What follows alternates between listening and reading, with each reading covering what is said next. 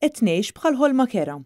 Hekk stqarr il-kuntrattur Sqalli Fabrizio Xirè f'intervista mal-istazzjon televisiv fi Sqallija VR wara li x-xahar li għadda allega li kien aggredit mill-Pulizija f'Malta.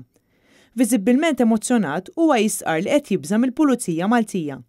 Fl-intervista jirrakkonta l-biża' kbira u l-paniku li ħakmuh meta fit-23 ta' Frar kien ikkonfrontat mill-Pulizija f'Malta wara li xi persuni mhux magħrufa taw in-nar lill-vettura tiegħu f'Ħażebbuġ.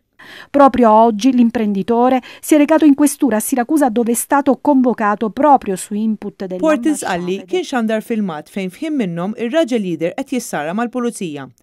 Skont kif rapportat minn Siracusa News u kif allegat minnu stess fuq post fuq Facebook malli talab li l-pulizija jgħinuh sabiex ineħħi l-vetturi li ma kinux milquta minn nirien, Xirè qal li ġie aggredit mingħajr ebda raġuni.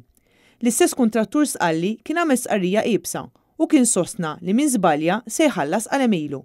Fabrizio Xirè isostni li Malta gżira sabiħa u l-Maltin għandhom qalbhom tajba.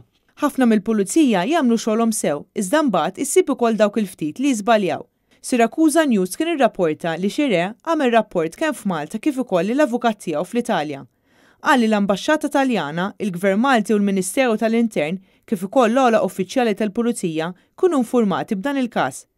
Min-naħa tal-Kummissarju tal-Pulizija kien hemm skit totali dwar dan il-każ. Iżda l-President tal-POU, l-Ispettur Sandro Camilleri, kien stqarr li kienet gidba li l-Pulizija sawtu lil dan ir-raġel Sqalli. Camilleri kien insista li jidher ċar li kien ir-raġel Sqalli li kien aggressiv mal-Pulizija u mhux bil-kontra. It-tlieta Xirè issejjaħ mill-Pulizija fi Sqallija fejn irrakkonta l-verżjoni tiegħu tal-fatti.